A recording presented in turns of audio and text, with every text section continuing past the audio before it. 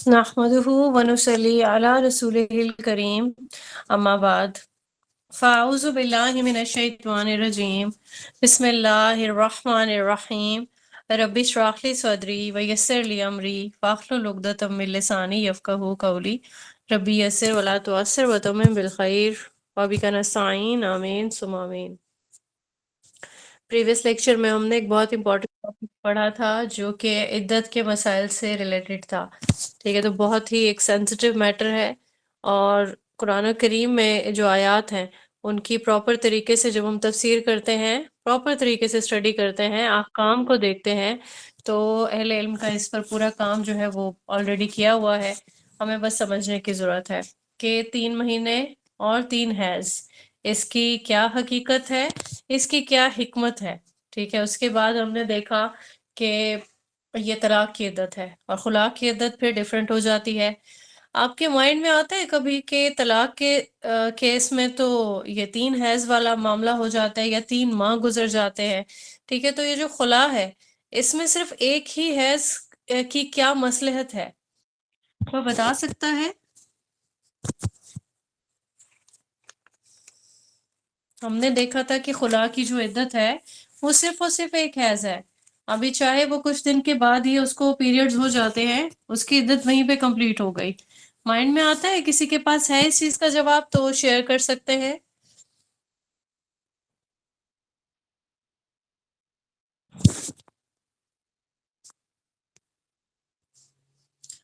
اچھا، یہ بھی بہت اچھا جواب ہوتا ہے، جس کو نہیں پتا ٹھیک ہے۔ جی فوزیہ، بہت کلوز ہے آپ کا یہ جو جواب ہے، فوزیہ جاوید، ماشاءاللہ۔ عورت طلاق لیتی ہے خود اس لیے، ٹھیک ہے۔ اچھا، بالکل یہ جو فوزیہ کا جواب ہے نا، یہ بہت بالکل کلیئر ہے اور کافی قریب ہے۔ اب ریزن کیا ہوتی ہے کہ ان دونوں کے بیچ میں موسٹلی پہلے سے دوری آ چکی ہوتی ہے، ہسبینڈ وائف کے بیچ میں یہ لوگ پہلے سے ہی الگ ہوتے ہیں۔ اب جہاں پہ یہ جو معاملات ہیں نا، ازدواجی معاملات، ان میں اگر کوئی مسئلہ ہے ہی نہیں، میاں بیوی ایک دوسرے کے ساتھ اچھے سے رہ رہے ہیں، ان کے معاملات ٹھیک سے چل رہے ہیں، ٹھیک ہے، تو نوبت خلا تک آتی ہی نہیں ہے۔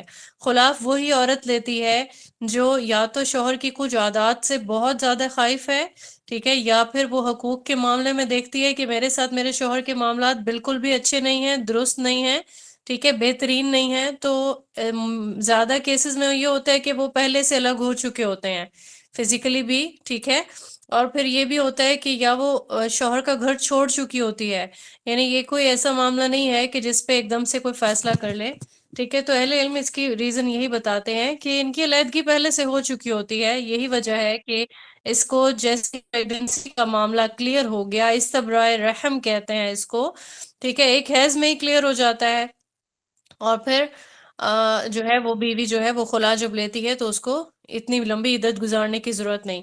اور پھر آگے چل کے انشاءاللہ جب ہم طلاق کے مسائل دیکھیں گے، اس میں ہم دیکھیں گے کہ طلاق کی جو عدت ہے وہ 3 ماہ یکمشت نہیں ہوتی ہے نا، ٹھیک ہے، یہ تو ایک ٹائم پیریڈ شریعت کی طرف سے دے دیا گیا عورت کو، جو کوئی شریعت کے اصولوں کے مطابق اگر شوہر جو ہے وہ بیوی کو طلاق دیتا ہے، ٹھیک ہے، تب بھی وہ آخری جو ہے 1 ماہ ہی ہے اس کے لیے، آخری ایک حیض کا انتظار کرتی ہے، اس کے بعد تو وہ آزاد ہے، کیونکہ اس دوران تو وہ شوہر کے گھر پر رہی اور معاملات کو بہتر کرنے کے لیے، ٹھیک ہے، دونوں کو وقت ملا، لیکن معاملات بہتر نہیں ہوئے، شوہر نے ایک طلاق دی، ایک حیض آیا، دوسرے توہر میں پھر طلاق دی، پھر حیض ہو گیا، ٹھیک ہے، تیسری بار جب وہ طلاق دے گا اب اس کے لیے صرف ایک ہی حیض تک کی عدت جو ہے وہ باقی رہے گی، اس کو 3 ماہ الگ سے گزارنے کی عدت ضرورت نہیں ہے۔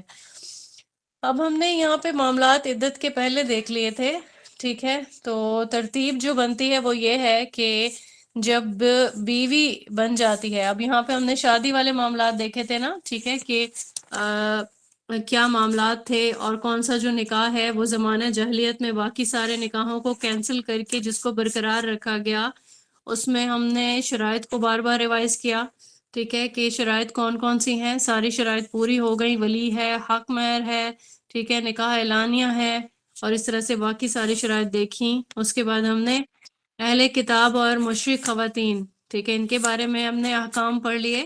تو اب جب کوئی بیوی بن جاتی ہے اس کے بعد کے بھی احکام ہے نا، آج ہم انشاءاللہ ان کو دیکھیں گے۔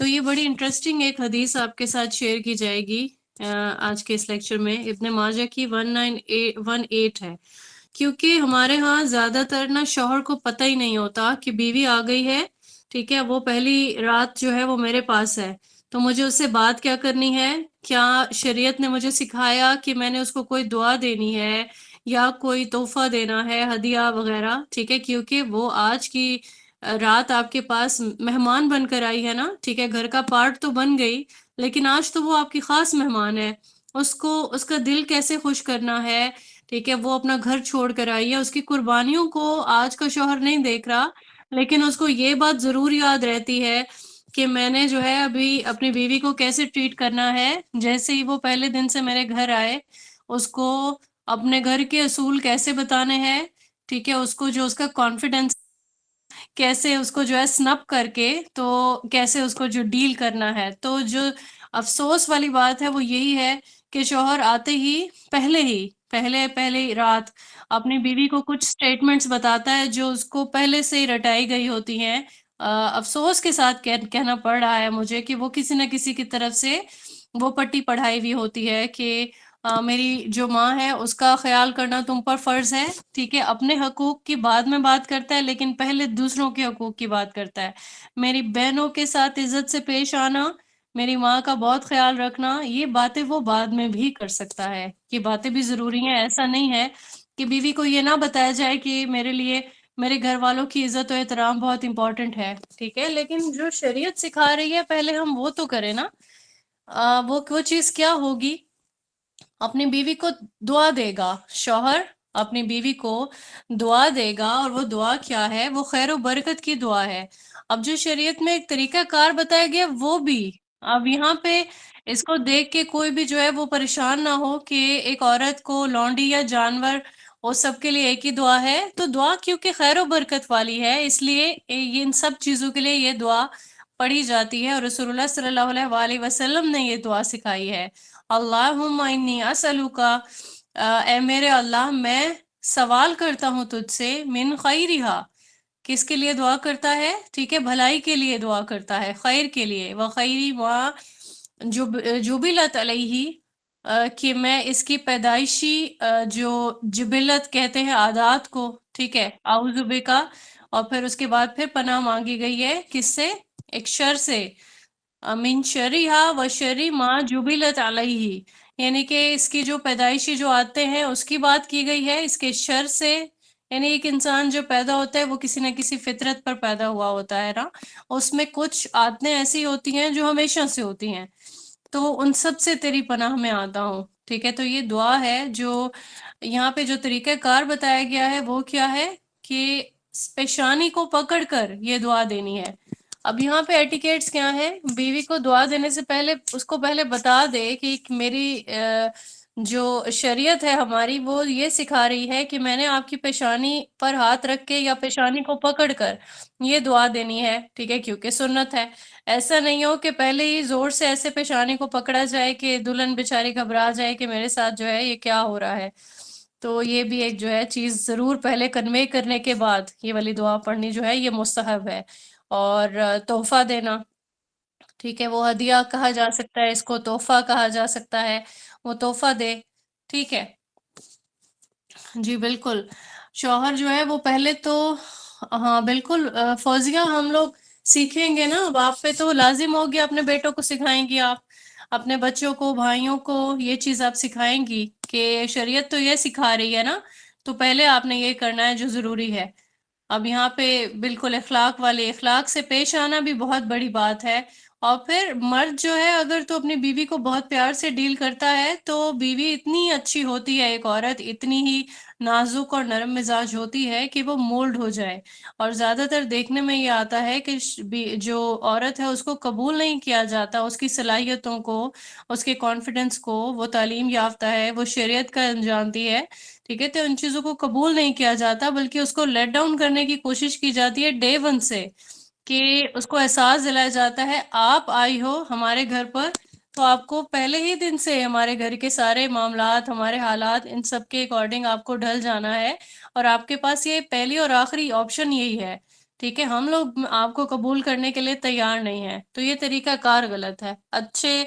اور بااخلاق جو مرد ہوتے ہیں ان کو یہ ساری انفارمیشنز ہوتی ہیں، اور پھر جو اگر وہ شریعت کا علم جانتے ہیں تو وہ کبھی بھی اس طریقے سے پیش نہیں آتے جس طرح سے ہمارے معاشرے میں ایک رٹی رٹائی ایک جو ہے ایک وہ چل پڑی ہے ایک روایت کہ اس طرح سے آپ نے بیوی کو پہلے تو آ کے اس کو سنپ کرنا ہے، ٹھیک ہے، اور اس کو پہلے ہی باور کرانا ہے کہ آپ پر تو بڑا احسان ہو گیا کہ آپ ہمارے گھر پر تشریف لے آئیں، اور یہ ساری چیزیں۔ بہرحال تحفہ جو ہے یہ بہت زیادہ کسی انسان کی محبت بڑھانے کا ذریعہ ہو سکتا ہے، تو کیونکہ یہ سنت سے بالکل جو ہے وہ ثابت ہے، تو حق مہر کے علاوہ ہونا چاہیے جو بھی یہ تحفہ ہے، ٹھیک ہے، یہ حق مہر کے علاوہ ہونا چاہیے، وہ کوئی بھی ہو سکتا ہے، چھوٹا بڑا، اس میں یہ چیز نہیں ہے کہ صرف ڈائمنڈ رنگ ہی دینی ہے یا گولڈ کی کوئی چین ہی دینی ہے یا گولڈ کی رنگ دینی ہے، بالکل بھی ضروری نہیں ہے۔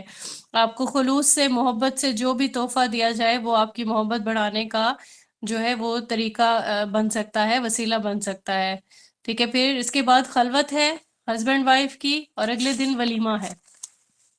اب ولیمہ جو ہے یہ سادگی سے ہونا چاہیے۔ کیسے سادگی سے ہونا چاہیے؟ کیونکہ ہمیں سادگی سے ولیمہ کرنا سکھایا گیا۔ یہاں پہ آپ کے ساتھ جو ہے احادیث انشاءاللہ شیئر کی جائیں گی، آپ کو یہاں پہ پتہ چلے گا کہ ولیمے کا اصل جو مقصد ہے وہ یہی ہے کہ اس کو سادگی سے ہو اور وہ پرپس کو سرو کرے۔ اب پرپس کیا ہے؟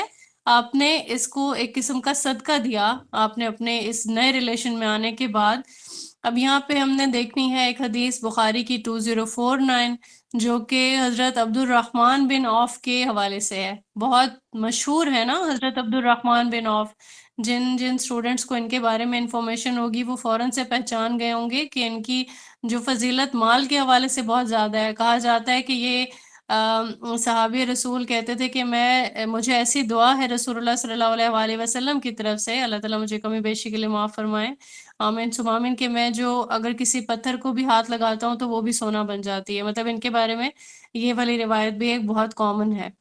آپ لوگوں کو معلوم ہے کون کون سے صحابی ہیں جو مال کے اعتبار سے بہت زیادہ مشہور ہیں؟ جس کو بھی معلوم ہے نام لکھ سکتے ہیں۔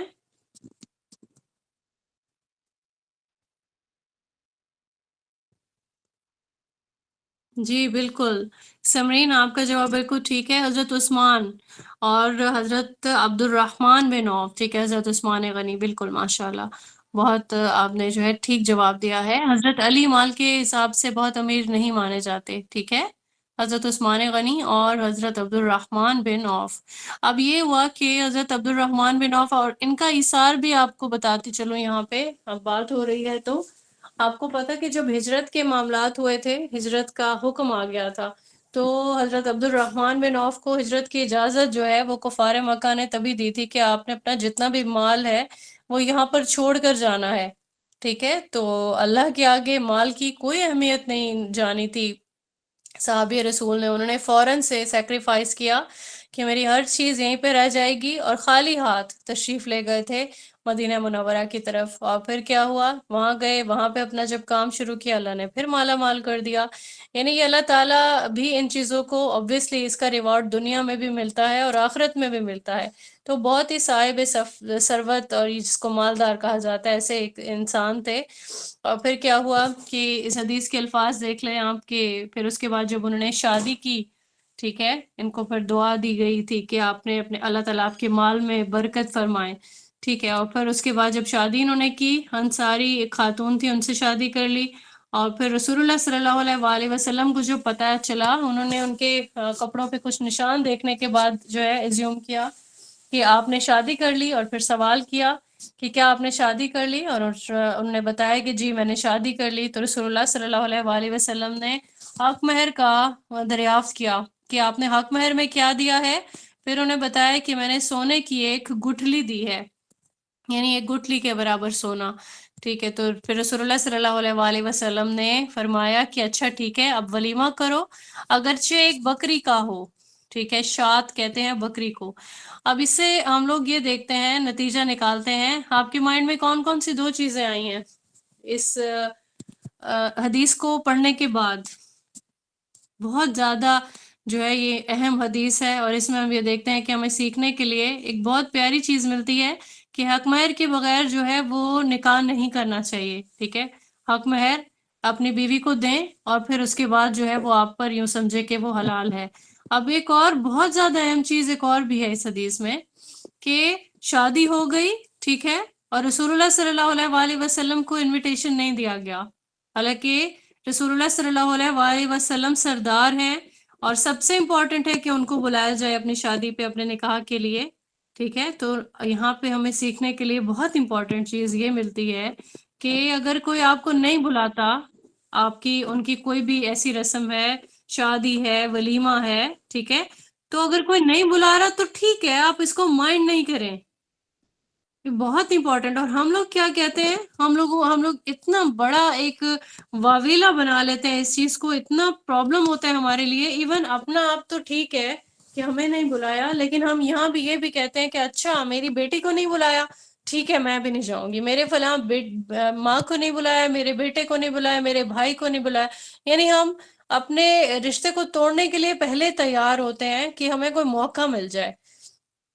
تو یہ چیز بھی ہمیں یہاں پہ سیکھنے کو ملتی ہے کہ ان چیزوں کا ایشو نہیں بنانا چاہیے۔ آپ کو ریلیٹیوز بلا لیتے ہیں، آپ خوشی سے شرکت کریں، آپ کو نہیں بلاتے آپ اس کو مائنڈ نہیں کریں، ٹھیک ہے؟ تو سادگی والا ولیمہ کہ ایک بکری کا ہی ولیمہ کر لیں، لیکن بالکل فوزیہ جینا مرنا ختم کر دیتے ہیں، بات چیت ختم ہو جاتی ہے، آنا جانا ختم ہو جاتا ہے کہ ہمیں بلایا نہیں گیا، تو ہمیں ہماری یہ عزت اور توقیر ہماری نہیں ہوئی ہے، ہم تو اس چیز کو بالکل قبول نہیں کریں گے۔ تو شریعت ہمیں یہ نہیں سکھاتی ہے۔ بالکل ساجدہ، اس پر میں بات کرنا چاہوں گی انشاءاللہ۔ ہماری یہ بہت بڑی مسکنسیپشن ہے کہ ایک بالکل ایسی بات ہے کہ یہ ہسبینڈ وائف کا آپس کا ایک تعلق ہے، اور اس کے بارے میں سوال کرنے لگتے ہیں لوگ، کیا آپ کا ازدواجی تعلق ہو گیا؟ ٹھیک ہے، ہو گیا تو اگلے دن ولیمہ ہوگا، ورنہ حلیمہ جو ہے وہ مکروہ ہو گیا، ٹھیک ہے؟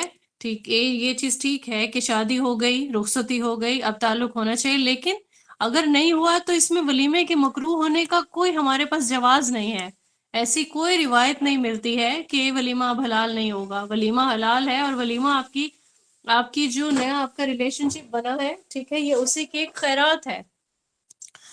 تو اس مسکنسیپشن کو بالکل آپ کو کلیئر کرنا چاہیے جس کے بھی مائنڈ میں ایسی کوئی چیز ہے۔ اب یہاں پہ ہم سادگی والی جو بات کرتے ہیں کہ شو آف نہیں ہونا چاہیے ولیمے کو، آج کا ولیمہ بہت زیادہ جو ہے وہ اس پرپس کو سرو کرنے کی بجائے شو آف والا ایک جو ہے وہ روایت رہ گئی ہے۔ کیسے لوگ اس کو بہت زیادہ آرگنائز کرتے ہیں کہ بہت بڑا ہمارا فنکشن ہونا چاہیے، بہت زیادہ گیدرنگ ہونی چاہیے، بہت لمبی چوڑی جو ہے وہ لسٹ ہونی چاہیے، ٹھیک ہے؟ تو حضرت زینب رضی اللہ تعالیٰ عنہا کا جب نکاح ہوا تھا، پہلا نکاح حضرت زید کے ساتھ ہوا تھا، ٹھیک ہے؟ اچھا ولیمہ جو ہے وہ واجب نہیں ہے، اگر کوئی نہیں کر سکتا تو ٹھیک ہے، لیکن یہاں ہمیں سادگی کا ایک طریقہ کار بتایا گیا نا، یہ سنت ہے، ولیمہ کیا ہے؟ سنت ہے، اور اس کو سادگی سے کرنا چاہیے۔ ہمیں کچھ ایسی سنتیں ہیں رسول اللہ صلی اللہ علیہ وآلہ وسلم نے جو ہمیں سکھائی ہیں، وہ ہم کبھی بھی نہیں چھوڑتے ہیں، ایسا ہی ہے نا؟ برکت کے لیے اچھا بارات یا نکاح کے کھانے کا کوئی بھی کانسیپٹ نہیں ہے۔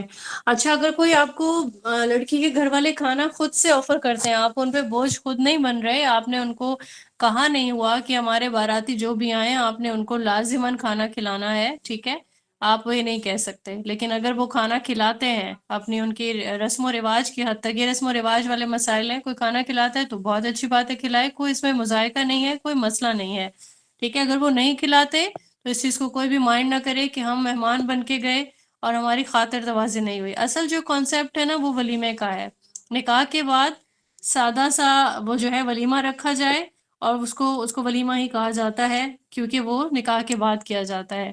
لیکن آج کی ہماری ایک رسم ہے کہ شادی کے بعد شادی کا بھی کھانا ہوتا ہے، لیکن اس کو اہل علم یہ نہیں کہتے کہ یہ کوئی مکروہ والا فنکشن ہو گیا یا کوئی اس کو نہیں کرنا چاہیے، ٹھیک ہے؟ باقی جو ہے وہ جو مہندی اور یہ والے جو فنکشنز ہیں نا، ان کے بارے میں انسان کو لازمی سوچنا چاہیے، کیونکہ وہ کہیں سے ہم نے سیکھا نہیں ہے، بلکہ وہ ہم نے پیروی کی ہے دوسری قوموں کی کہ مہندی ہو رہی ہے، ٹھیک ہے، پھر آ رہے ہیں مہندی لگ رہی ہے، ہاں ٹھیک ہے مہندی لگ سکتی ہے، مہندی لگانا تو سنت ہے، لیکن اس کا ایک فنکشن آرگنائز کرنا، اس کے بارے میں سوچا جا سکتا ہے کہ اہل علم اس پر کافی زیادہ جو ہے، کہیں پہ تو اس کی اجازت ہے کہ چلیں ٹھیک ہے مل کر بیٹھ رہے ہیں، گیدرنگ کر رہے ہیں، کھانا کھا رہے ہیں اور مہندی لگا رہے ہیں، ٹھیک ہے، لیکن ہماری مہندیاں وہ والا مہندی والا نہیں ہے کہ جو سنت میں اکٹھے بیٹھ کے مل بیٹھ کے مہندی لگ گئی اور سب آپس میں خوش ہو گئے. ہماری مہندیاں اس کلچر سے بہت آگے چلی گئیں.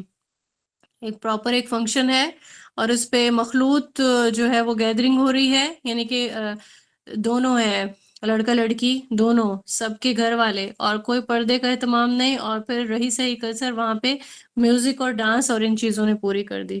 ٹھیک ہے. ہاں جی، جو سمجھتا ہے کہ ٹریڈیشنل چیز ہے اور ہم اس پہ کوئی بھی غیر شرعی کام نہیں کرتے تو وہ اکٹھے بیٹھ کر مہندی لگا سکتے ہیں. لیکن یہ جو بالکل ہی پیروی ہے، ایک ہندوانہ رسم ہے، اس میں مہندی لگ نہیں رہی ہوتی. اصل میں مہندی کہاں لگ رہی ہوتی ہے؟ پتا رکھ دیا جاتا ہے ہاتھوں پر اور پھر اس کو آ کے سارے اس پتے پہ مہندی لگا رہے ہوتے ہیں اور پھر تصویریں بن رہی ہیں اور پھر مطلب ایک پراپر ایک پری پلانڈ جیسے ہم نے دیکھا نا وہاں پہ ہمارے ہمسائے ممالک میں ہو رہا ہوتا ہے نا، ٹھیک ہے، اور پھر بالکل مکس گیدرنگ اور ناچ گانا اور ہلدی لگانا، نہیں یہ چیزیں ہیں ہی نہیں. دلہن کا اپنا ایک سنگھار ہے، وہ اپنے گھر پر اپنی کیئر کر سکتی ہے. وہ شادی سے 10-12 دن پہلے، 15 دن پہلے، مہینہ پہلے، وہ جتنا چاہے وہ اپنی کیئر کر سکتی ہے. واقعتاً اس کو کرنی بھی چاہیے. اس نے ایک نئے ریلیشن شپ میں جانا ہے، محبت کا باعث بنتی ہے نا یہ چیزیں. اپنے گھر پر وہ جو مرضی لگائے، مایوں لگا رہی ہے، کچھ بھی مہندی لگا رہی ہے، جو بھی لگا رہی ہے، لیکن اس کو فنکشن میں کنورٹ کرنا، ٹھیک ہے، اگر وہ تو مماثلت ہے نا کسی بھی نان مسلم جو ہے قوم سے، تو اس کو جائز اس لیے کہا نہیں جاتا. اب یہاں پہ شادی کے دن والے کھانے کی جو بات ہو رہی ہے، ٹھیک ہے، اگر کوئی شادی کے دن والا کھانا ریکوائر نہیں کرتا، جیسے دلہن والوں کا اپنا ایک دل چاہ رہا ہے کہ ہم اپنی بیٹی کو رخصت کریں تو آنے والے مہمانوں کو ہم سرو کر دیں، تو اس کے سرو کرنے میں ان کو کوئی مذائقہ نہیں ہے، کوئی پرابلم والی بات نہیں ہے.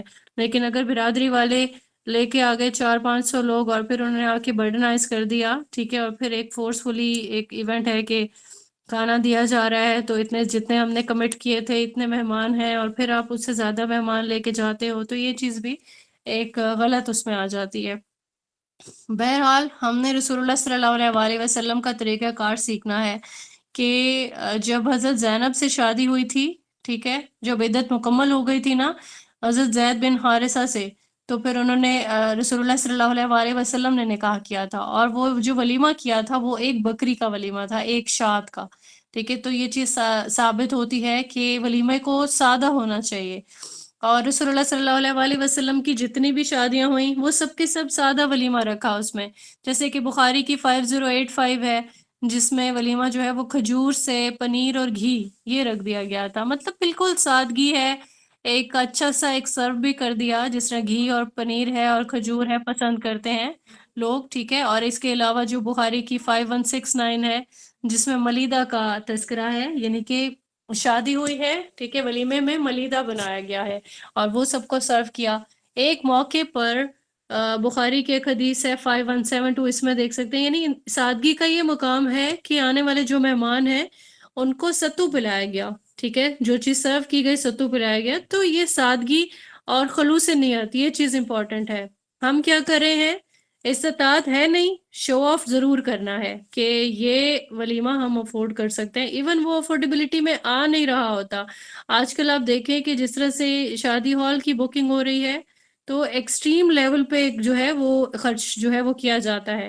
اس کی ریزن کیا ہے؟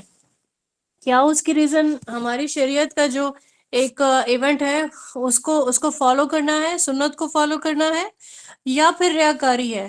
ٹھیک ہے، بالکل یہ آپ نے جو بات کی یہی میں کہنے والی تھی. قرض لیتے ہیں، رابعہ آپ نے ٹھیک بتایا کہ لوگ اس پر قرض لے کے خرچ کرتے ہیں، اور پھر وہ قرض اب دیکھیں کہ نیا ایک آپ کے گھر میں ایک بندے کا اضافہ بھی ہو گیا، ٹھیک ہے، تو اس کو بھی آپ جو ہے وہ مشقت دے رہے ہو کیونکہ اس کی ضرورتیں ہوں گی اور آپ اس کو کہو گے نہیں ابھی تو قرض ہے، شادی کا تو قرض ہی ختم نہیں ہوا، ٹھیک ہے. تو بھاری بھرکم ایک اماؤنٹ لی اس کو قرض کی صورت میں، اس کی ادائیگی آنے والے وقت میں مشکل، اور جو مہمان آپ کے گھر میں جو دلہن بن کے آئی ہے، ٹھیک ہے، اس کو بھی اس کا احساس بار بار دلایا جا رہا ہے کہ نہیں، آپ نے بھی اب اپنا جو ہے وہ خرچہ جو ہے وہ کم کرنا ہے۔ ریزن کیا ہے کہ ہم نے ابھی اپنا ادھار نہیں اتارا۔ تو یہ جو ٹرینڈ ہے، اور بعض اوقات تو یہ بھی دیکھا گیا ہے کہ ولیمے کا جو ایک فنکشن ہے وہ 3 دن تک کیا جاتا ہے، ٹھیک ہے۔ یہ چیز بھی میرے لیے بہت حیران کن ہے کہ کہیں پہ 5 دن ولیمہ جاری رہتا ہے، آ رہے ہیں لوگ، ٹھیک ہے، سرو ہو رہا ہے کھانا، اور پھر اگلے دن پھر وہی سیٹ اپ چل رہا ہے۔ اب یہ جو 3 دن والا ولیمہ ہے نا، یہ ہاں شرعی طریقہ نہیں ہے، ٹھیک ہے۔ کوئی پہلے دن کر سکتا ہے، کچھ اور جو لوگ ہیں ان کے لیے دوسرے دن بھی اجازت ہے شریعت میں، لیکن یہ تیسرے دن تک ولیمہ کرنا، اس کو ولیمہ نہیں کہا جائے گا، بلکہ اس کو ریاکاری کہا جائے گا، اس کو دکھاوا کہا جائے گا، یعنی کہ اپنی شہرت کے لیے، اپنی نمود و نمائش کے لیے لوگ یہ کام کرتے ہیں، ٹھیک ہے۔ اچھا، پھر ایک اور اہم پوائنٹ ہے کہ جو ولیمہ ہے اس کو قبول کرنا چاہیے۔ آپ کو کوئی انوائٹ کرتا ہے کہ ولیمے کا فنکشن ہے، لیکن انویٹیشن کچھ لوگ ایکسیپٹ نہیں کرتے، ریزنز وہ ہم نے کچھ ریزنز پہلے ڈسکس کر لی کہ یہ ریزن ہے، اور کہیں پہ ہم پسند نہیں کر رہے ہوتے کہ اچھا اب اس نے ہمیں اپنی شادی پہ بلا لیا، جب ہم نے بلایا تھا تب یہ نہیں آیا تھا، اب ہم بھی نہیں جائیں گے، ٹھیک ہے۔ یہ بھی چلتا ہے نا ہمارے ہاں، کہ ایک جو ولیمے پہ تحفہ دے کے جو لوگ جاتے ہیں اس کو بھی نوٹ کیا جاتا ہے کہ یہ کتنے پیسے دے کے گیا تھا، ٹھیک ہے۔ یہ بھی ایک بہت ہی بری اور واہیات قسم کی ایک رسم ہے، کاپیز بنتی ہیں۔ اب جب شادی کرے گا اپنے بیٹے کی، میں اس نے 1000 دیے تھے، میں 1500 سے زیادہ نہیں دینے والی، اور وہ 1500 دینے کے بعد بھی اپنے پورے گھر کو انسان لے کے چلا جاتے، ایون ولیمے کے کارڈ پہ مسٹر اینڈ مسز لکھا ہوا ہے، ٹھیک ہے، اور ہم نے کیا کیا، یہ بیٹا، یہ بہو، یہ بھی جائے وہ بھی جائے، ٹھیک ہے، تو ہم سب پہنچ جاتے ہیں، ہم نے اس سے زیادہ کا تو کھانا کھا لیا ہوتا ہے جتنے ہم دے رہے ہوتے ہیں اس کو تحفے کے طور پر، ٹھیک ہے۔ تو یہ چیز بھی کچھ ایتھیکلی ٹھیک نہیں ہے۔ بخاری کی 2 حدیث ہے، 5173 اور 5177، ان میں یہاں پہ دیکھیں کہ مسلمان کے دوسرے مسلمان پر جو حقوق ہے نا وہ بتائے جا رہے ہیں۔ 6 قسم کے حقوق کی بات ہو رہی ہے۔ 6 قسم کے کون کون سے حقوق ہیں کہ اگر تو ملاقات ہوتی ہے ایک مسلمان کی دوسرے مسلمان سے تو وہ آپس میں سلام کرے، ٹھیک ہے، اور یہاں پہ ہم لوگ ویٹ کرتے رہتے ہیں، اچھا وہ سلام کرے، پہل وہ کرے، میں کیوں کروں، میں بڑی ہوں، میں چھوٹی ہوں۔ یہ شریعت نے ہمیں سکھا دیا کہ چھوٹا بڑے کو کرے، لیکن اب یہ دیکھیں کہ آپ مسلمان ہیں، وہ نہیں کر رہا تو آپ اسے سلام میں پہل کر لیں، ٹھیک ہے۔ آپ کو کیا نیکی حاصل کرنے کی جلدی نہیں ہے؟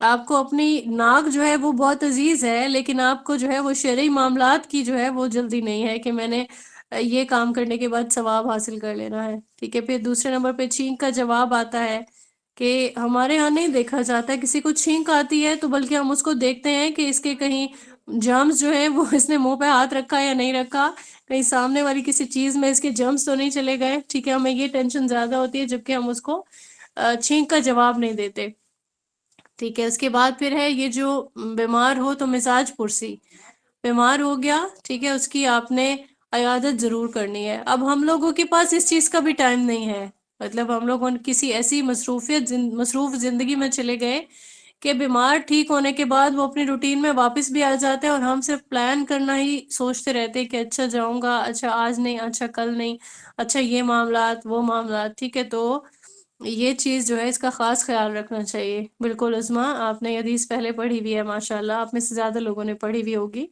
اور فوت ہو جائے تو جنازے میں شرکت کرنا ہے، ٹھیک ہے۔ اور ایک حدیث میں یہ الفاظ ہیں کہ قبرستان تک ساتھ بھی رہنا ہے، اس میں 2 قرات کا ثواب بھی بتایا گیا ہے، ٹھیک ہے۔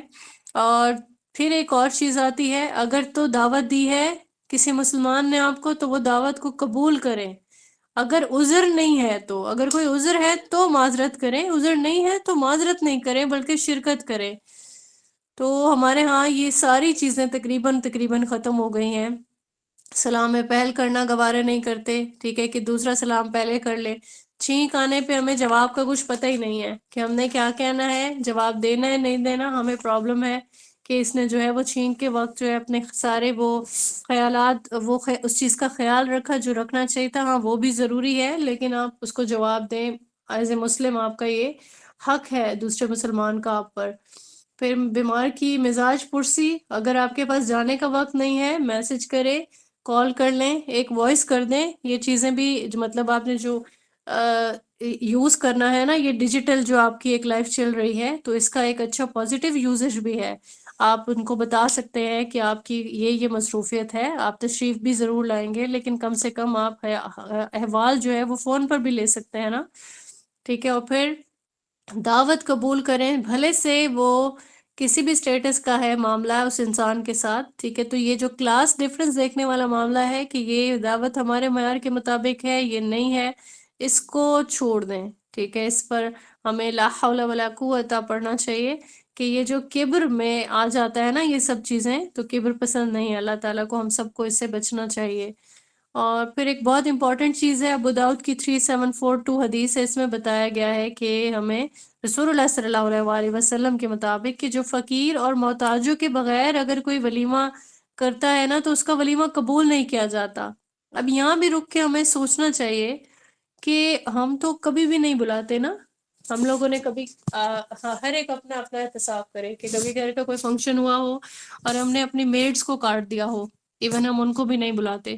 ٹھیک ہے. ارد گرد کے جو لوگ جن کا ہمیں پتہ ہے کہ یہ نادار ہے یا یہ افورڈ نہیں کر سکتے، ہم ان کو کبھی بھی کارڈ نہیں دیتے کیونکہ وہ ہمارے سٹیٹس پر پورے نہیں اتر رہے ہوتے. ٹھیک ہے. تو جبکہ شریعت ہمیں کیا سکھا رہی ہے؟ شریعت ہمیں سکھا رہی ہے کہ فقیروں اور محتاجوں کے بغیر آپ کا ولیمہ قبول نہیں ہو رہا.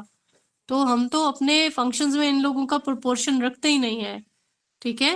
کبھی بھی نہیں رکھتے ہیں. تو بہت زیادہ یہ الارمنگ ایک سچویشن ہے جس پر لازماً ہمیں سوچ وچار کرنی چاہیے کہ ہم ان کرائٹیریاز پر ہم بہت سارے کرائٹیریاز پر پورا نہیں اتر رہے.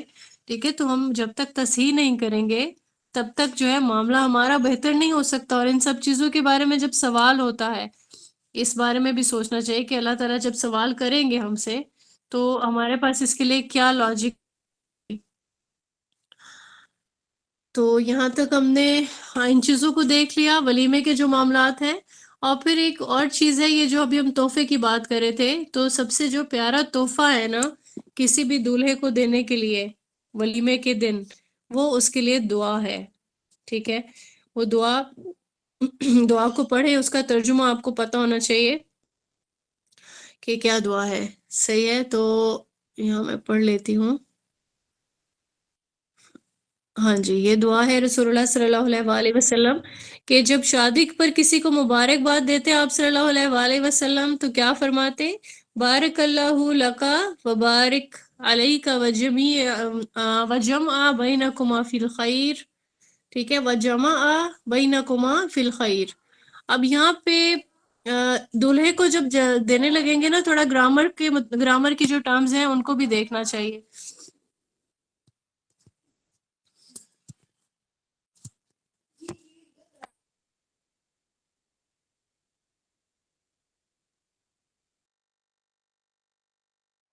اچھا. پھر یہاں پہ دیکھیں کہ جو گرامر میں ہم دیکھتے ہیں کہ جو بارک اللہ ہو یعنی اللہ برکت عنایت فرمائے. لکا یعنی کہ اگر ہم کسی میل کے لیے بات کریں گے تو یہ جو کاف ہے نا متصل ضمیر، اس پر زبر آئے گی. ٹھیک ہے. اور پھر جب میل کو دیں گے تو یہ اسی طریقے سے پڑھیں گے، لیکن جب فیمیل کو یعنی دلہن کو یہ دعا دینے لگیں گے تو ہم اس کو گریجولی تھوڑا سا کچھ تھوڑی سی گرامیٹیکل چینجز کریں گے. یعنی کہ لکا جو ہے اس کو لکی کر دیں گے اور علیکا کو کریں گے علیکی. ٹھیک ہے. یہ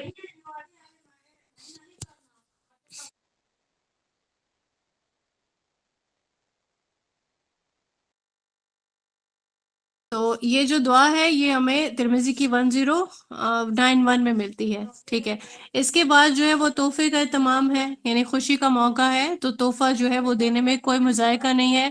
دولہے کو بھی تحفہ دے، دلہن کو بھی تحفہ دے، یہ بالکل ایک جائز طریقہ ہے. اور پھر حدیث میں بھی ہم نے کیونکہ پڑھا تھا کہ آپس میں تحائف کا تبادلہ کرنے سے آپس میں جو محبت ہے اس میں اضافہ ہوتا ہے. ٹھیک ہے. یہ کیونکہ ایک کسی بھی انسان کے لیے جو شادی والا دن ہے نا وہ بہت زیادہ خوشی والا دن ہوتا ہے. ٹھیک ہے. اللہ تعالیٰ آگے بھی یہ خوشیاں جو ہے وہ قائم و دائم رکھیں، خوشیوں میں برکت ہو. جس کا بھی نکاح ہوتا ہے، ولیمہ ہوتا ہے، خوشی کے موقع پہ لازماً دعا کیا کریں. ٹھیک ہے. کیونکہ مسلمان کا یہ بھی حق ہے کہ ہم اس کے لیے دعا کریں. اور جب ہم کسی اور کے لیے دعا کرتے ہیں تو کیا ہوتا ہے کہ وہ دعا کا کچھ پورشن ہمارے حق میں بھی قبول ہو جاتا ہے. ٹھیک ہے. تو یہ ہر طرح سے ایک جو معاملہ ہے یہ دعا والا، یہ خیر ہی خیر والا معاملہ ہے. تو یہاں پہ ہم نے دعائیں مکمل کر لیں. اب ایک بہت امپورٹنٹ ٹاپک ہے جہیز کا. جہیز کا جو ٹاپک ہے بہت انٹرسٹنگ بھی ہے اور امپورٹنٹ بھی ہے. تو ہر ایک کے پاس، آپ سبھی لوگوں کے پاس اس بارے میں بہت ساری نالج ہوگی. پھر یہ ایک چیز ہے کہ اس کو شرعی معاملہ کہا گیا ہے جہیز کو. ٹھیک ہے، ایک مسکنسیپشن ہے کہ جہیز دینا شریعت میں ثابت ہے، کیونکہ رسول اللہ صلی اللہ علیہ وآلہ وسلم نے اپنی پیاری بیٹی فاطمہ رضی اللہ تعالی عنہا کو جہیز دیا تھا. ٹھیک ہے، کیا ہم اس کو جہیز کہیں گے؟ ایسے ہی ہے، کیا ہم اس کو جہیز کہیں گے؟ جو رسول اللہ صلی اللہ علیہ وآلہ وسلم کی جو سادگی تھی، کہ کچھ روایت میں آتا ہے ایک تکیہ دیا تھا، ٹھیک ہے، وضو کرنے کے لیے برتن دے دیا اور آٹا گوندنے کے لیے ایک برتن دیا. مطلب بہت سادہ سادہ کچھ ضرورت کی چیزیں جو یہ ثابت کرتی ہیں کہ اگر باپ جو ہے وہ یہ دیکھتا ہے کہ میری بیٹی اگلے گھر میں جا رہی ہے، اس کو یہ چیزیں ضرورت میں آ سکتی ہیں، اور وہ کچھ تحفتاً ہدیتاً کچھ دینا چاہتا ہے. ٹھیک ہے، تو ہمیں شریعت یہ سکھاتی ہے کہ اگر کوئی ضرورت کا سامان دے بھی رہا ہے تو یہ حرج والی بات نہیں ہے. ٹھیک ہے، لیکن ہم یہاں پہ اگر اسی پوائنٹ کو ہی ہم دیکھتے ہیں کہ حضرت فاطمہ کی رضی اللہ تعالیٰ عنہ کی مثال دی جاتی ہے اس بارے میں. ٹھیک ہے، تو یہ کیا ان چیزوں کا مطالبہ کیا حضرت علی رضی اللہ تعالیٰ عنہ نے کیا تھا؟ ٹھیک ہے، تو اس کا جواب ہمارے سامنے انہوں نے نہیں کیا تھا. اب یہاں پہ ایک معاملہ یہ بھی ہے کہ حضرت علی کو جب شادی رسول اللہ صلی اللہ علیہ وآلہ وسلم نے جب یہ شادی والا جو معاملہ ہوا تھا، اللہ تعالیٰ کا حکم تھا.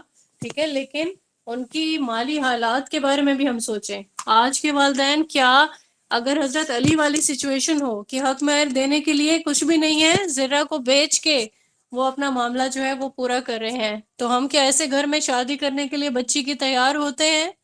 ہم تو اس معاملے کو کوٹ کر دیتے ہیں کہ جہیز جو ہے وہ دیا تھا رسول اللہ صلی اللہ علیہ وآلہ وسلم، لیکن اگلے معاملے کو ہم کوٹ نہیں کرتے. کبھی بھی نہیں سوچتے کہ آگے جا کے بیٹی کیسے گزارا کرے گی، کیونکہ حضرت علی کے معاملات معاشی لحاظ سے بہت بہتر نہیں تھے. آنے والے وقت میں اللہ نے ان کی جو وہ تھی مشکل وہ کافی آسان کر دی تھی، حالات بہتر ہو گئے تھے اور معاملات سیٹل ہو گئے تھے. ٹھیک ہے، لیکن انیشیلی ہم لوگ یہی دیکھتے ہیں کہ ہماری بچی بہت سیٹلڈ اور بہت زیادہ ویل آف ہو، گھر والے اس کو کوئی مسئلہ نہ ہو. اگر تو لڑکی کی جاب نہیں ہے، لڑکا شریف ہے، رشتہ نہیں دیتے ہم لوگ کہ کیا کھلائے گا کیا پلائے گا. کسی حد تک یہ معاملہ ٹھیک ہے کہ انسان دیکھتا ہے، لیکن اتنی بھی دور اندیشی. اور پھر جہاں پہ ہم لوگ یہ مثال دے رہے ہیں کہ حضرت فاطمہ رضی اللہ تعالیٰ عنہ کو جہیز دیا گیا تھا، اگلے معاملات نہیں کرتے، تو یہاں ہم یہ اپنے لیے ثابت کرتے ہیں کہ ہم پک اینڈ چوز والی پالیسی پہ عمل کرتے ہیں. ٹھیک ہے، جو چیز ہمیں پسند ہے اس کو تو ہم پروموٹ کر رہے ہیں، لیکن جو چیز ہم اپنے لیے پسند نہیں کر رہے اس کو ہم وہیں پہ دبا دیتے ہیں. جی بالکل، سٹیٹس کا بہت خیال رکھا جاتا ہے کہ بہت امیر گھر ہو، عام چھوٹا گھر ہے یا بالکل سادہ لوگ ہیں تو وہ ہمارے اس میں آتے ہی نہیں ہے نا. بہرحال یہ ایک الگ معاملہ ہے، اپنی اپنی پرائرٹیز والا معاملہ ہے. کسی حد تک تو اس چیز کو دیکھنا چاہیے، لیکن بالکل اس معاملے میں آپ ڈوب جائیں تو یہ طریقہ کار صحیح نہیں ہے. اب یہاں پہ جہیز کے معاملے ہم نے اب تک یہ سیکھا کہ اس کا شریعت سے کوئی اس کا معاملہ ہے نہیں، یہ رسم و رواج والا معاملہ اس کو کہہ سکتے ہیں. اور زیادہ کون لوگ یہ پروموٹ کرتے ہیں، جیسے اس کو ہندوانہ رسم کہا جاتا ہے، کیونکہ اس کے پیچھے نیت جو ہے وہ یہی ہوتی ہے، زیادہ تر، ہمیشہ نہیں، زیادہ تر یہ نیت ہوتی ہے کہ لڑکی کو بہت سارا جہیز دے کر اس کو روانہ کر دیا جائے گھر سے. ٹھیک ہے، بہت زیادہ جہیز دیا جائے اور اس کو گھر کی ہر ضرورت کی ہر ایک چیز جو ایک پوری ایک گھر کو ضرورت ہوتی ہے وہ سب چیزیں دے دی جائیں، اور پھر نتیجے میں کیا کیا جائے، اس کو وراثت نہ دی جائے. ٹھیک ہے، اس کو بتایا جائے کہ آپ نے اتنا زیادہ ہمارا جو مال ہے وہ جہیز کی صورت میں لے لیا. ٹھیک ہے، اب اگر نیت کسی کی یہ ہے کہ میں اپنی بچی کو یہ اتنا زیادہ جہیز دے کے رخصت کر رہا ہوں اور میں اس کو وراثت سے محروم کر دوں گا، تو ٹھیک ہے، اس پہ سوچنا چاہیے کہ آپ ایسا جہیز بچی کو نہ دیں، کہ آپ اس کو سادگی سے رخصت کر دیں، کچھ بھی نہ دیں، اس کو خدارا اس کو وراثت سے محروم نہ کریں. جو اس کی وراثت بنتی ہے ماں کی طرف سے، اس کے باپ کی طرف سے، ٹھیک ہے، اس پہ بچی سے سائن نہ کروائیں کہ میں اس سے دستبردار ہو گئی ہوں اور میں اس سے میں لینا جو ہے وہ اپنا میرے لیے ضروری نہیں ہے. ٹھیک ہے، تو یہ چیز دیکھی ہم نے. اور پھر ایک اور چیز ہے کہ لڑکے والے آج کل ڈیمانڈ کرتے ہیں کہ ہمیں جہیز دے دیا جائے، یہ چیزیں ہمیں چاہیے، لسٹ پرووائڈ کی جاتی ہے.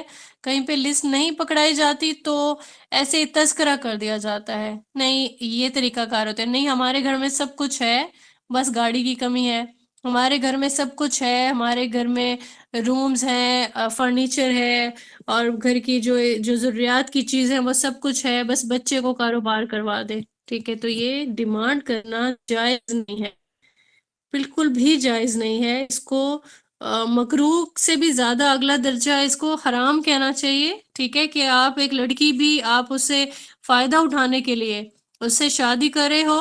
ٹھیک ہے، اس کو ہمیشہ کے لیے لڑکی جو ہے اس کو یوں سمجھ لے قیدی بھی بنا لیا، اسے فائدہ بھی حاصل کیا، اور پھر اس کے گھر والے سے جہیز بھی لیا. جہیز کے نام پہ کبھی کیش ڈیمانڈ کیا، کبھی اس سے چیزیں ڈیمانڈ کی، کبھی بچے کا جو ہے وہ فیوچر سیکیور کرنے کے لیے اپنے لڑکے. یہ آپ اس پہ کیا احسان کر رہے ہیں؟ ایک تو آپ بچی کسی کی لے کے گھر پر آ رہے ہیں جو اپنے گھر میں خوب عیاشی سے زندگی گزار رہی تھی. ٹھیک ہے، سنت پوری کرنے کے نام پر آپ نے اپنے گھر پر اس کو لے کے آئے، پھر اسے اس کے گھر والوں سے اچھا خاصا مال بھی بٹور لیا جہیز کی صورت میں، اور وہ بھی ڈیمانڈ کر کے. اب جہاں کوئی باپ اپنی بیٹی کو دینا چاہتا ہے کہ میں اپنی بیٹی کو تحفتاً ضرورت کا یہ سامان دوں گا، کیونکہ وہ اپنے بیٹوں پہ بھی خرچ کرتا ہے نا. ٹھیک ہے، بیٹوں کی تعلیم، بیٹوں کا جو ہے وہ بچپن میں ان کی ویڈیو گیمز ہیں، پھر بڑا ہوا بائک ہے، گاڑی ہے، بیٹوں پہ بھی باپ خرچ کرتا ہے نا. تو ماں باپ کے لیے یہ چیز بھی جو ہے اس پہ بھی بیلنس کرنا بہت لازمی ہے کہ بیٹوں پہ جتنا خرچ کیا بیٹیوں پہ بھی اتنا خرچ کیا جائے. صحیح ہے، تو اگر وہ باپ چاہتا ہے کہ میں اپنی بیٹی کو یہ ساری چیزیں دوں، لیکن اس کی نیت یہ ہے کہ میں وراثت بھی دوں گا، تو یہاں تک تو یہ چیز ساری جو ہے وہ جائز میں آ جاتی ہے. جی، ساری زندگی ڈیمانڈ کرتے رہتے ہیں، اور ساری زندگی آپ کو اس چیز کا احساس بھی دلاتے رہتے ہیں کہ ہم نے آپ کی بچی کو گھر میں بسایا ہوا ہے، اور یہ ہمارا ایک بہت بڑا احسان ہے. اللہ تعالیٰ سے نہ ڈرنے والے ایسی باتیں کرتے ہیں. اور ایک جو طلاق کی دھمکی، یہ نہیں ہوا طلاق، ٹھیک ہے، یہ ہو گیا طلاق، ٹھیک ہے، یہ دھمکی اور آل دا ٹائم ایک سولی اور یہ سزا کے طور پر ایک ٹول جو ہے وہ بنایا ہوا ہے. ایسے سب لوگوں کو، ایسے سب مردوں کو اللہ تعالیٰ سے بہت ڈرنا چاہیے. پھر اس کے بعد یہ جو ایک اور طریقہ چل پڑا ہے کہ لڑکی ایسی پسند کرتے ہیں جو آپ کے معیار پہ پوری اتر رہی ہے، ان سب کے علاوہ بھی وہ خوبصورت ہے، اچھے گھر کی ہے، گھر سے جہیز لائے گی، وہ ساری چیزیں. ٹھیک ہے، آپ کو ایک بہت اچھی خوبصورت ماڈل بھی ہے، آپ جس کو پیش کر سکے اپنی فیملی والوں کی طرف کہ ہم نے یہ اس بچی سے شادی کی ہے اپنے بچے کی. ٹھیک ہے، اس کے پیچھے نیت یہ ہے کہ دوسروں کو شو پیس بنایا جائے اور بتایا جائے کہ یہ اتنی پیاری ہم بچی لائے ہیں. لیکن اس میں ایک اور کوالٹی بھی ہونی چاہیے، وہ گھر کے سارے کام جانتی ہو. ٹھیک ہے، اس کے علاوہ وہ جاب بھی کرتی ہو.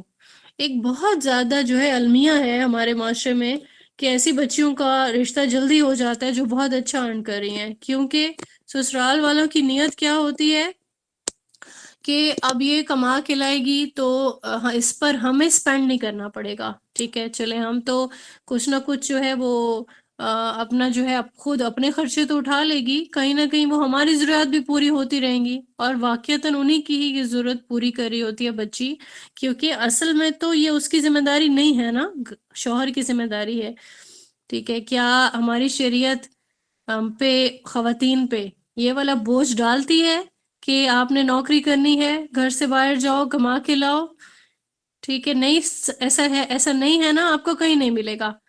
اب یہاں پہ جو جواب ہے وہ یہی ہے کہ جو کھلانا ہے، پلانا ہے، لباس دینا ہے، اور سکنا جسے ہم کہتے ہیں گھر دینے کی جو ذمہ داری ہے، یعنی کہ جو رہنے کا ٹھکانہ ہے، نان و نفقہ ہے، یہ تمام چیزیں جو ہیں یہ نان و نفقہ میں آتی ہیں، یعنی کھلانا، لباس دینا، پلانا، ٹھیک ہے، اور سکنا، یہ ساری چیزیں نان و نفقہ میں آتی ہیں. اور ہمارے پاس اس کا جواب ہے سورۃ النساء، آیت نمبر 34 ہے. اس میں آپ دیکھ سکتے ہیں کہ جو مرد ہے، الرجال قوامون علی النساء، کہ جو مرد ہے وہ قوام ہے، یا وہ اس کا کچھ ٹرانسلیشن کرتے ہیں حاکم ہے، یعنی اوور آل اس کی جو بھی ٹرانسلیشن ہو، اس کا مفہوم بڑا ہی کلیئر ہے، بڑا ہی سادہ ہے کہ اللہ تعالیٰ نے مرد کو یہ ذمہ داری دی ہے کہ وہ جب شادی کر کے آئے تو وہ اپنی عورتوں کو، ایک شادی کرتا ہے ایک کو، نہیں تو دو ہیں دو کو، وہ بیلنس کر کے چلے، ان کی ساری ضروریات پوری کرے۔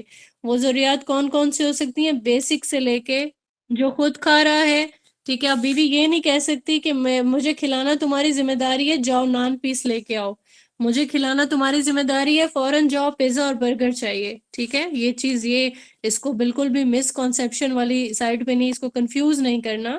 جو خود کھا رہا ہے شوہر، وہ بیوی کو کھلائے گا، ٹھیک ہے۔ اور پھر لباس، اس کے لیے جو ضرورت کا لباس ہے وہ اس کو پرووائڈ کرے، ضرورت سے زیادہ دینا چاہتا ہے دے، جتنا خوش کرنے کے لیے بیوی کو دے سکتا ہے دے، ٹھیک ہے۔ اس کو یہاں پہ کہیں نہیں لکھا ہوا کہ وہ صرف برانڈیڈ کپڑے پہنائے گا، وہ آپ کے بدن ڈھانپنے کے لیے جو آپ کو لباس کی ضرورت ہے وہ دے گا، ٹھیک ہے۔ اس کے بعد اگر وہ اتنا افورڈ کر سکتا ہے اور آپ کی خواہش پوری کرنے کے لیے وہ آپ کو برانڈیڈ پہنا رہا ہے، ٹھیک ہے، خوشی سے وصول کرے، اچھی بات ہے، ٹھیک ہے۔ اور پھر اس کے بعد جو گھر دینے کی ذمہ داری، اب یہاں اہل علم یہ کہتے ہیں کہ یہ جو گھر دینا ہے، اس میں ایک ایسا کمرہ، ایک ایسا واش روم اور ایک ایسا کچن جس میں اس کے گھر والوں کی کوئی بھی انٹرفیرنس نہ ہو، ٹھیک ہے۔ انٹرفیرنس مطلب وہ آپ کے کمرے میں آ کے آپ کو کمرے سے نہ نکال دیں، ٹھیک ہے، یا پھر آپ کے سونے کے لیے جگہ ہی نہیں ہے، یا کوئی بھی جو بھی مسائل ہیں وہ آپ خود دیکھ سکتے ہیں کہ گھروں میں کیا کیا مسائل ہوتے ہیں۔ ایک ایسی چار دیواری، ایک ایسی باؤنڈری ضرور ہو کہ جس میں آپ کے ساتھ ایک فیمیل جو ہے، ایک بیوی جو ہے آپ کی، اس کو بہت زیادہ تنگ نہ کیا جائے۔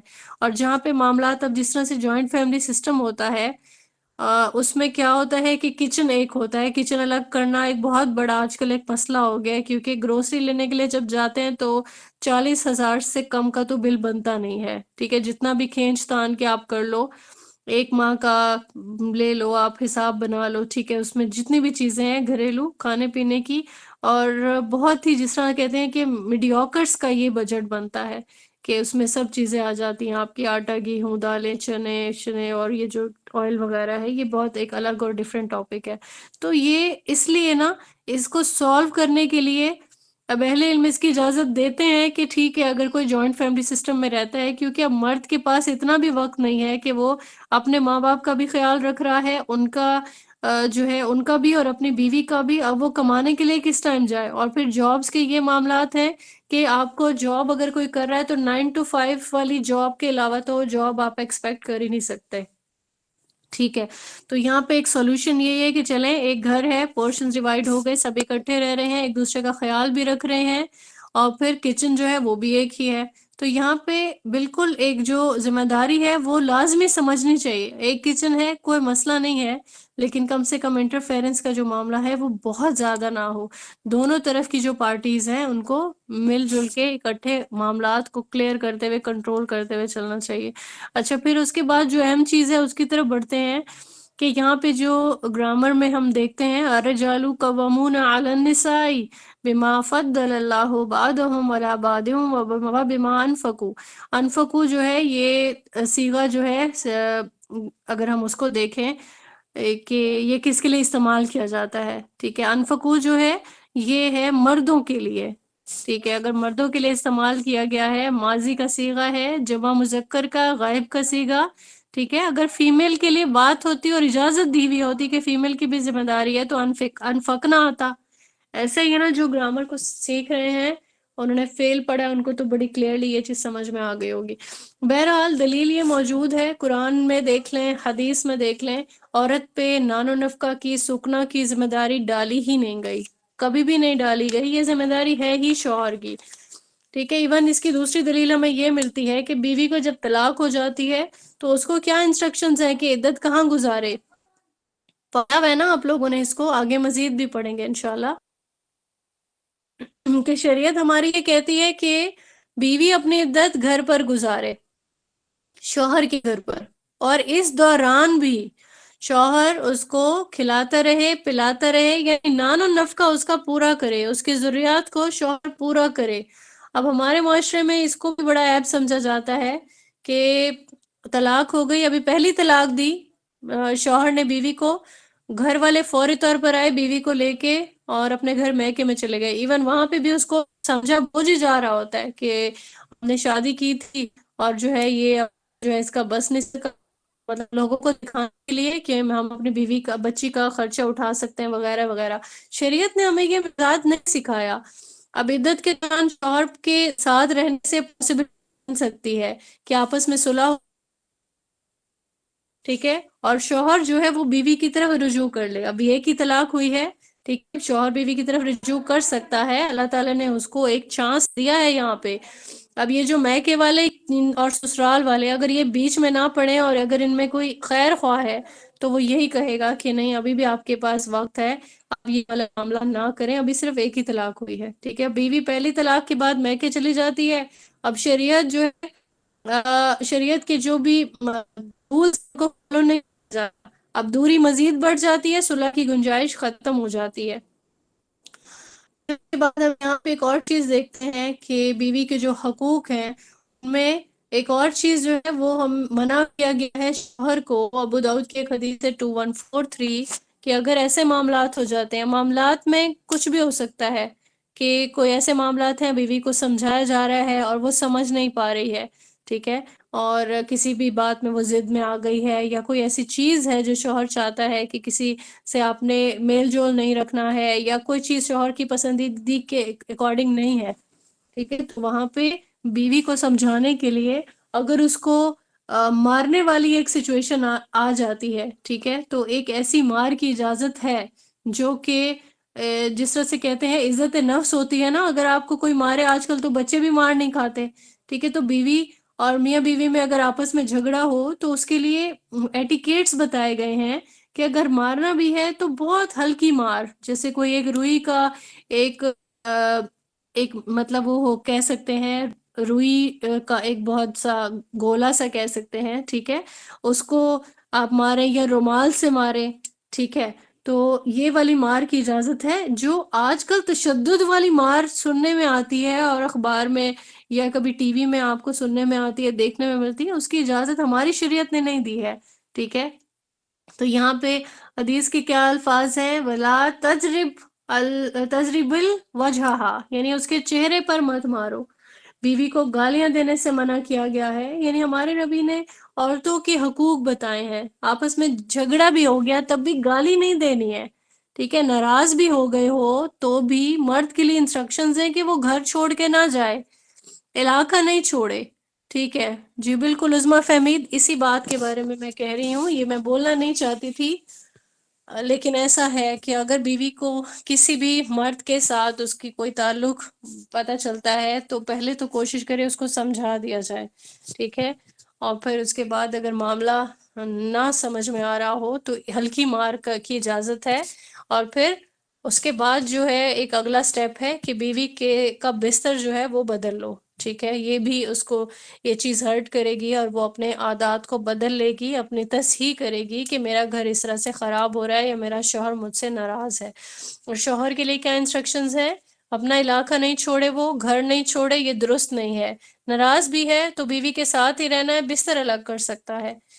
تو یہاں پہ ایک چیز جو ہے وہ کلیئر کرنا چاہتی ہوں، لیکن ابھی مجھے حدیث نہیں ملی ہے. انشاءاللہ جیسے ہی ملے گی تو میں آپ کے ساتھ شیئر کر دوں گی کہ یہ جو بیوی اگر کمانا چاہے تو ٹھیک ہے، اپنی رسپانسبلٹیز پوری کر رہی ہے، لیکن اس کو شوہر کی اجازت درکار ہے اس کے لیے کہ اگر وہ جاب کرنا چاہتی ہے، ٹھیک ہے. اس کی ہمارے پاس ایک حدیث کا ریفرنس ہے جو انشاءاللہ جلد شیئر کر دیا جائے گا، کہ جس میں ایک صحابیہ تھیں حضرت فاطمہ، ان کو رسول اللہ صلی اللہ علیہ وآلہ وسلم کی طرف سے اتنی اجازت دی گئی تھی کہ شوہر اگر راضی ہے تو ٹھیک ہے گھر سے جاؤ اور باہر کھجور کاٹو، ٹھیک ہے. تو یہ چیز جو ہے میں نے آپ لوگوں کے سامنے اس لیے رکھی ہے تاکہ کوئی یہ نہ سمجھے کہ بالکل شوہر اگر اجازت دے رہا ہے. اب گھر پر کمانے کی، کمائی لا کر رکھنے کی بات نہیں ہو رہی ہے، ٹھیک ہے. کوئی اگر خاتون صدقہ اور خیرات کرنا چاہتی ہے، دین کے کاموں کے لیے اسپینڈ کرنا چاہتی ہے، اور وہ یہ نیکی کا کام سمجھتے ہوئے یہ کام کرنا چاہ رہی ہے، شوقیہ نہیں، ٹھیک ہے، تو اس کے لیے یہ چیز جو ہے اس کی اجازت موجود بھی ہے، اور یہ دلیل جو ہے وہ موجود ہے، اس لیے آپ لوگوں کے سامنے رکھی گئی ہے. تو اس کے بعد ہم یہ دیکھتے ہیں کہ شوہر کی وفات جب ہو جاتی ہے تو بیوی کو اس کا حصہ ملتا ہے، ٹھیک ہے، چوتھا حصہ اور آٹھواں حصہ، ٹھیک ہے. اور اگر بیوی سے اولاد ہے تو کیا ہوتا ہے 8واں حصہ اس کو ملے گا، اولاد نہیں ہے تو چوتھا حصہ ملے گا۔ اب یہاں پہ دیکھیں کہ شریعت نے یہاں پہ بھی عورت کو کمپنسیٹ کیا ہے۔ کچھ لوگ یہاں پہ یہ بھی کہتے ہیں بیوی سے اولاد نہیں ہے تو اس کو اس کی جو ہے وہ حق مہر جو ہے وہ نہیں ملنا چاہیے، یا اس سے واپس ہو جانا چاہیے، یا کچھ اس طرح کے معاملات۔ تو شرعی معاملات میں ہر مرد اور عورت کو یہ چیز کلیئر ہونی چاہیے کہ حق مہر جو ہے وہ اس کا اولاد کے ساتھ کوئی تعلق نہیں ہے، اس کا جو ہے وہ نکاح کے ساتھ تعلق ہے، اور نکاح کی شرائط میں سے ایک ہے۔ اور شوہر کی وفات ہو گئی تب بھی اس کا اولاد سے کوئی تعلق نہیں ہے، قرآن کریم نے بتا دیا شوہر کی وفات ہو گئی، اولاد ہے تو یہ حصہ، اولاد نہیں ہے تو یہ حصہ، ٹھیک ہے۔ یعنی ہر طرح سے عورت کو اکموڈیٹ کیا گیا ہے، اس کے لیے اس کو کمپنسیٹ کیا گیا ہے، وہ کبھی بھی نقصان میں یا خسارے میں نہیں رہتی ہے۔ بس عورت پہ لازم ہے کہ وہ اپنا جو حقیقت ہے اس کو دیکھے، اپنی عزت اور اپنے احترام اور اپنی توقیر اس کو خود معلوم ہونا چاہیے، اس پہ فرائض کیا ہیں، اس پہ حقوق اس کے کیا ہیں، ان سب چیزوں کے بارے میں عورت کو خود پتہ ہونا چاہیے۔ بیوی کو حیض ہو، ٹھیک ہے، تو شریعت نے یہاں پہ بھی دیکھے معاملہ بتایا، ہمارے پاس حدیث ہے کہ رسول اللہ صلی اللہ علیہ وآلہ وسلم اپنی مثال انہوں نے پیش کی ہمارے سامنے کہ اماں عائشہ جو ہے وہ خاص ایام میں بھی ہوتی تو بھی رسول اللہ صلی اللہ علیہ وآلہ وسلم انہیں اپنے ساتھ لٹاتے۔ اور مجامعت منع ہے، ٹھیک ہے، قرب منع نہیں ہے، ساتھ بیٹھنا اٹھنا کھانا پینا بات کرنا لیٹنا کچھ بھی منع نہیں ہے۔ تو اس سے پہلے کیا ہوتا تھا دوسرے ادیان میں کہ بیوی کو حیض کی حالت میں بڑی نفرت سے ذلت سے، ٹھیک ہے، اس کو منحوس سمجھا جاتا ہے، اس طرح سے اس کے ساتھ پیش کیا جاتا تھا معاملہ۔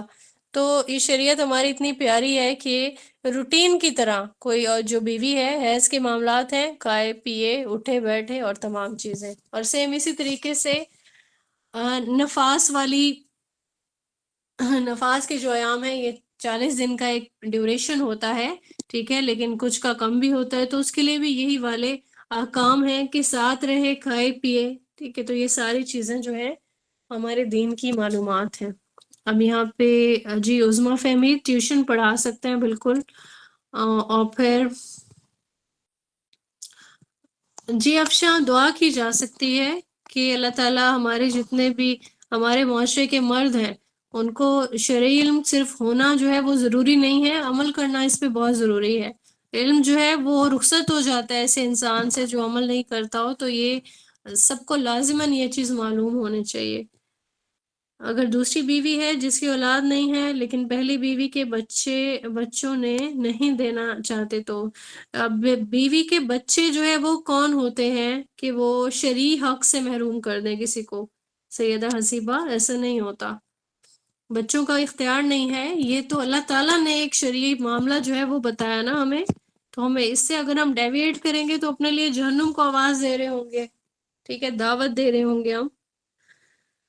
تو چلیں آج کا لیکچر اتنا رکھتے ہیں، میں نے آگے بھی دیکھا ہوا تھا کچھ کہ آگے آپ کو کنوے کر دوں، لیکن چلیں نیکسٹ لیکچر میں انشاءاللہ نیکسٹ ویک ہم طلاق کے مسائل کو دیکھیں گے۔ اپنا بہت خیال رکھیے گا آپ سب لوگ۔ اگر کوئی مرد نہ کماتا ہو تو اس سے شادی کرنی چاہیے۔ ابھی یہ والی بات ہوئی تھی کہ کچھ اس حوالے سے دیکھنا جائز ہے۔ اگر ہم یہاں پہ دیکھیں کہ حضرت علی رضی اللہ تعالیٰ عنہ جو ہے ان کے حالات کیسے تھے، تو ہم یہ جانتے ہیں کہ وہ ان حالات کو اس طرح سے بھی بالکل ڈائریکٹلی کمپیئر ہم نہیں کر سکتے۔ وجہ کیا ہے، جنگیں ہوتی تھی، مال غنیمت آتا تھا، ٹھیک ہے، اور پھر کھیتی باڑی کے اور جو جیسے ہم جو یہ جانتے ہیں بکریاں چرانا انبیاء کی سنت ہے، ان سب چیزوں کے مواقع رہتے تھے۔ آپ نے یہ دیکھا ہوگا کہ مسلمانوں کے جو حالات تھے نا وہ جنگوں کی وجہ سے ہی بدل گئے تھے، بہت زیادہ فتح نصیب کی تھی اللہ تعالیٰ نے، مال غنیمت آتا تھا، پھر اس قدر معاملات بہتر ہو گئے تھے کہ ہر گھر میں غلام ہوتے تھے، ٹھیک ہے، گھریلو کام کاج کے لیے غلام ہوتے تھے، سونے کی اور چاندی کی چیزیں ہوتی تھیں، اور اس طرح کی جو حالات تھے وہ تبدیل ہوتے گئے۔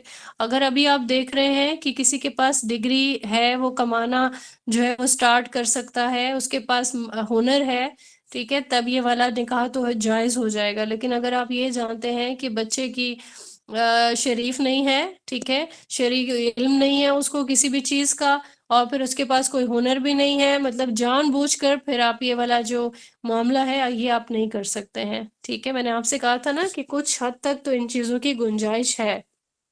اس میں آپ دیکھ سکتے ہیں نا کہ کیا گھر کا ماحول ہے، باقی اس کی کمپنی کیسی ہے، یہ ساری چیزیں تو دیکھنا پھر بھی لازمی ہے نا. ٹھیک ہے، کوئی اور سوال آپ لوگوں کا؟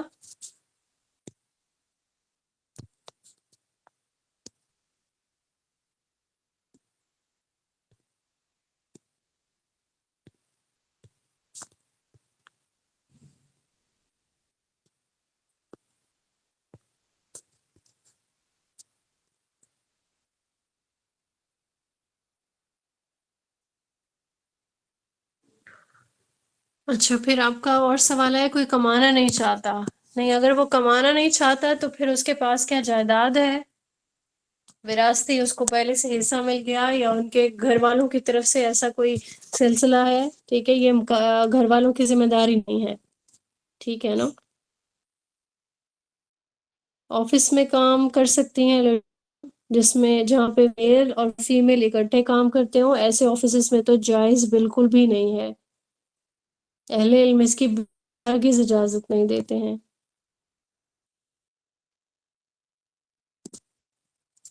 جی دے سکتے ہیں. اس کو جہیز نہیں کہیں گے نا، اس کو تو وراثت کہیں گے، اس کو اس کا بچی کا حق کہیں گے. اب پتہ کیا یہاں پہ فضیلہ، آپ کو ایک چیز میں کنوے کرتی چلوں کہ وراثت جو ہے نا، آج کل ہمارے ہاں اس کانسیپٹ کو بڑا خراب کیا گیا ہے کہ زندگی میں والدین کیا کرتے ہیں، یہ میری وراثت ہے، اس کو میں ابھی تقسیم کر رہا ہوں. وراثت کا معاملہ موت کے ساتھ ہے. وراثت ڈائریکٹلی پروپورشنل ہے کس کے؟ موت کے. یہ چیز آتی ہی موت کے بعد ہے. اب جب زندگی میں آپ جو چیز دے رہے ہیں وہ تو گفٹ ہے.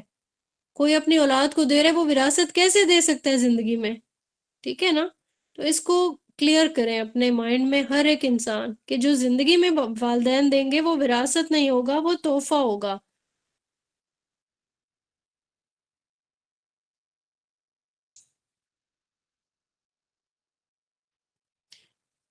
اسما مجھے نہیں سمجھ میں آپ کیا پوچھ رہی ہیں. چھینک، چھینک کا جواب. اچھا، یہ آپ یہ کرتے ہیں نا، جواب دے رہے ہوتے ہیں، جب بھی فیمیل کے لیے جواب دیتے ہیں تو وہ نیچے جیسے ہم کہتے ہیں جزاک اللہ مرد کے لیے، تو جزاک اللہ یہ فیمیل کے لیے، تو یہ نیچے زیر آ جاتی ہے. لکا مرد کے لیے، لکی عورت کے لیے. علیکہ مرد کے لیے، علیکی عورت کے لیے. ٹھیک ہے، تو اس کو اس طرح سے اس کانسیپٹ کو بناتے ہوئے آپ عربک میں جتنے بھی دعائیں ہیں نا اس کو آپ ٹھیک ہے. آج کا سیشن اتنا ہی رکھتے ہیں. ابھی میں یہاں پہ میٹنگ کو اینڈ کرتی ہوں، لیکن کوئی سوال ہو کسی کے بھی مائنڈ میں تو وہ پوچھنے میں کوئی ہچکچاہٹ نہ محسوس کرے، وہ مجھے بھیجا جا سکتا ہے، اپنی مانیٹر کو بھیجیں. انشاءاللہ جیسے مجھے ملے گا اور جیسے مجھے اللہ تعالیٰ نے توفیق دی میں جواب دے دوں گی انشاءاللہ. آپ لوگوں کو اپنا بہت خیال رکھیں. ان سارے لیکچرز کو نوٹس میں بنائیں، اپنے پاس نوٹ ڈاؤن کریں تاکہ آپ کے پاس محفوظ رہیں. اللہ تعالیٰ ہم سب کو اس علم کو حاصل کرنے کے بعد عمل کرنے والا بنائے. آمین ثم آمین.